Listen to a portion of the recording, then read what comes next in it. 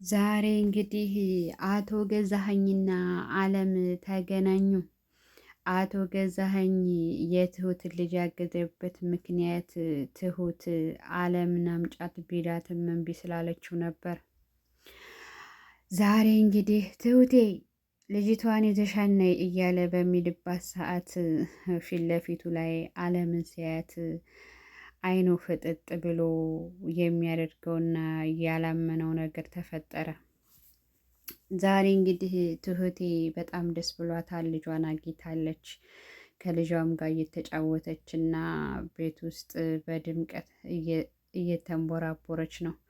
ትሁቴ ዛሬ የምትፈልጋቸውን ወረቀቶች ከአቶ ገዛኸኝ የተፈራረሙበትን ሁሉንም ነገር ልቅምቅም አድርጋ ልጇንም ይዛ ወደ አባባ ቤት ሄደች።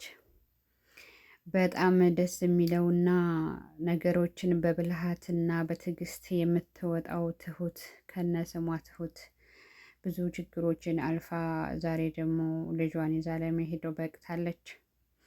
አንዳንድ ጊዜ ጠንካራ መሆን ጥሩ ነው ይባላል። አቶ ገዛኸኝ እንግዲህ የትሁትን ልጅ አመጣላት። ትሁት ምንድን ነው የምትፈልገው ከኔ ስትለው የምፈልገው አለምን ነው፣ እኔ ካንቺ ምንም አልፈልግም፣ ስለዚህ ልጅሽን አምጣልሻለሁ ባለው መሰረት ከልጇ ጋር አገናኛት። ሌላው ደግሞ ትሁት ከአባባ ጋር ሂዳ ሰላም ብላቸው አለሜ እንዴት ነሽ ደህና ነሽ በማለትም አንድ ላይ አወሩ። እሱ የሚፈልገው ዛሬ አባትሽ ይመጣሉ፣ የት ነው ግን የሚያርፈው በማለትም ሲጠይቋት አባባ አላወኩም መቼ እንደሚመጣ ብላ አለሜ ደግሞ እንድትመጪ በቃ አሳውቅሻለሁ ብላት ተመልሳ አቶ ገዛኸኝ ሳያያት ገባች። ቤቲና ትሁቴ እንግዲህ ሰላም ለመፍጠርና እንደዚህ ነው በማለትም እየተመካከሩ ነበር። ቤቲ እኔ ምልሽ ግን አለሚን ማግኘት እፈልጋለሁ አለቻት። ችግር የለውም ታገኛታለሽ፣ ያው አሁን እኔ እንደወጣው መናገር የለብሽም ላቶ ገዛኸኝ ምናምን ብላ አለቻት። እሺ ብለው ተስማምተው ሁለቱም ተያይዘው ወጡና ቤቲም ተከታትላ ቤቱን አየችው። የት ነው የምትሄጂው ግን ስትላት እኔና አባባ ጋ ነው አለቻት። ቤቲ ደግሞ አይ እኔ የሚሄድበት አለኝ ከእናቴ ጋር አለች። እሷ ግን እናቷ ጋር ሳይሆን እህቷ ሆነ ቦታ ቀጥራት እዛ ጋር እህቷ ጋር አወሩ። ግን እናቴ ደህና ናት፣ እናቴ ተቀይማኛለች አይደል አለቻት። ያው ነገሮች ይመቻቹና ምንም ማድረግ አይቻልም፣ ያው ለጊዜው ነው አለቻት እህቷ። ከዚህ በኋላ እዚህ ቦታ ነው የምንገናኘው፣ ነገሮች ሳይስተካከሉ የእናቴን ፊት ማየት አልችልም አለች ቤቲ። ቤቲ እንግዲህ ከዛም ተመልሳ ተገናኙ። ሄደሽ መጣሽ አለች። አዎ ሂጄ መጣሁኝ፣ በቃ ልግባና አረፍ ልበል አለቻት ትሁቴን። ትሁት እንግዲህ እንደዚህ እየተባባሉ እያለ እኔ የምልሽ ልጅሽ መጣች አለቻት። አዎ ልጄ መታለች አለች። ምክንያቱም አንቺ እኮ ነሽ ትሁቴ፣ ልጅሽን በልጅሽ የመጣ ነገር ሁሌ መሸነፍ አለብሽ፣ ምክንያቱም ልጅሽ ናት አለቻት። እሷም እንግዲህ እንደ ነገሩ ነው፣ ቢሆንም ግን እኔ የቻልኩትን ነው የጣርኩትኝ።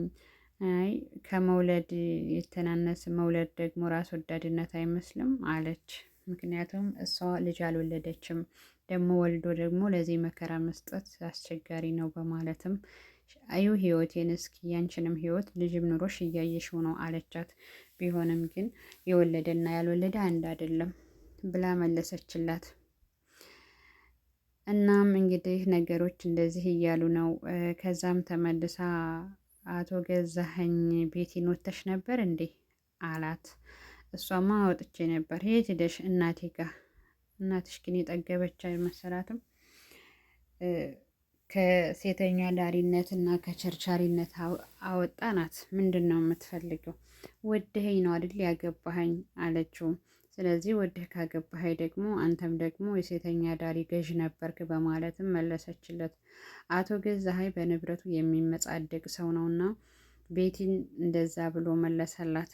ቤቲም ደግሞ ከዚህ በኋላ በእናቴ አትምጣ በማለትም አስጠነቀቀችው። አቶ ገዛኸኝ ይሄው ልጅቷ 2 ቀን ሆናት፣ መቼ ነው አለምን የምታገናኘኝ አላት። ቤቲን ጠራና ልጅቷን ወደ ውስጥ ይዘሽ ሂጂ አውሪያት በማለትም ቤቲ ደግሞ ከልጅቷ ጋር እየተጫወተ የቆየች ተወጅኛለሽ አለቻት። አወድሻለሁ። እናትሽ ማናት? እናቴ ትሁት ናት አለቻት። ይሄንንም እያወሩ እያለ መቼ ላምጣት ስትለው ትሁቴ አቶ ገዛኸኝ አለምን በፈለግሽበት ሰዓት ነገ እንጫት ምን ልትያት ነው? ወይ እዚህ ብትመጣ ደስ ይለኛል አለ። ስለዚህም በቃ እመጣታለሁ ልጅሽን ሊገለው ነው እላታለሁ በማለትም ተገናኙ ማለት ነው።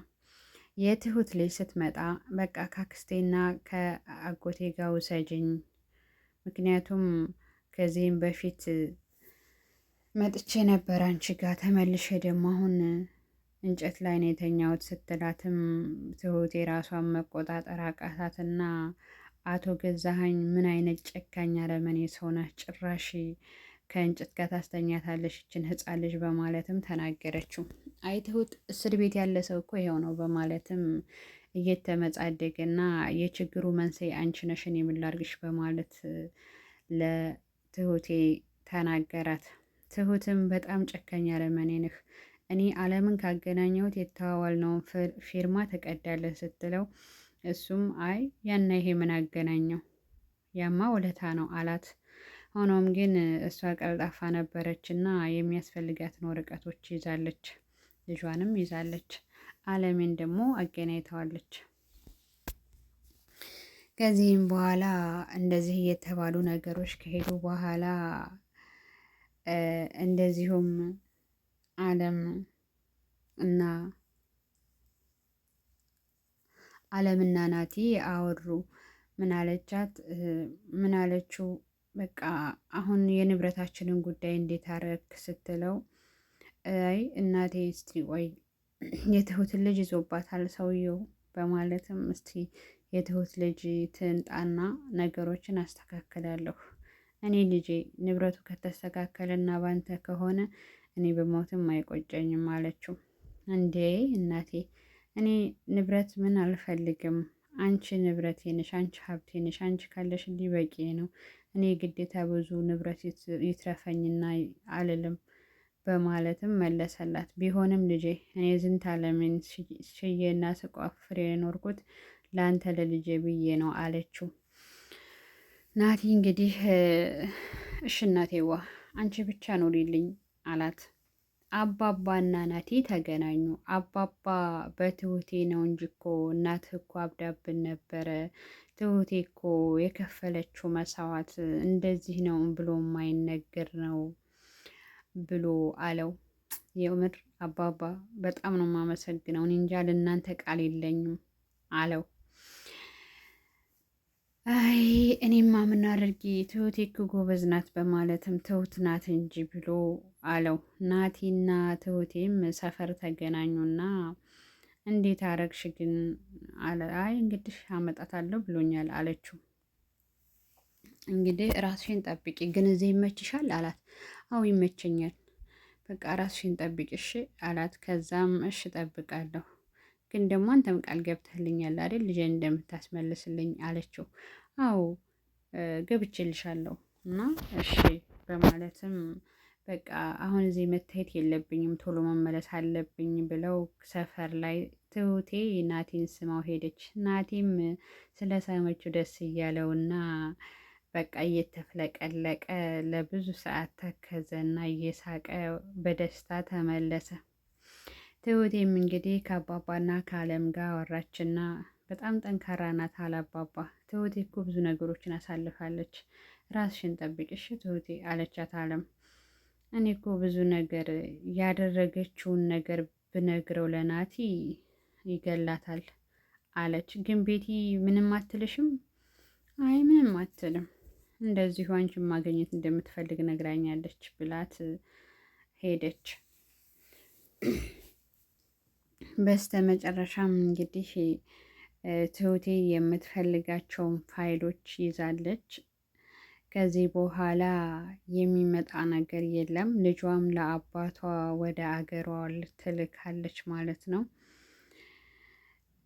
እና ቤቲም እንግዲህ እየተርመጠመጠች እና እናቷ ምክንያቱም ይሄንን ሰውዬ ለብር ብለሽ እያለች ብዙ ለፍታ ደክማ ስለነበረ አሁንም አንቺ ቆንጆ ነሽ ምን ያንስሻል በማለትም ነገሮችን እየተናገረች እና ያለችኝን ሰምቼ በሆነ እያለች ነው።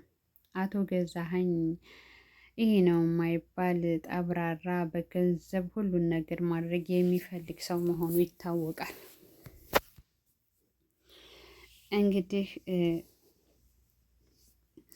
ሌላው ደግሞ ትሁት ነገሮችን በብልሃት ታልፋቸዋለች፣ ችግር የለውም ብሎ የሚመካባትና የሚያደንቃት አባባ ሁሌም ከጎንሽ ነኝ እሺ በማለትም ነግሯታል።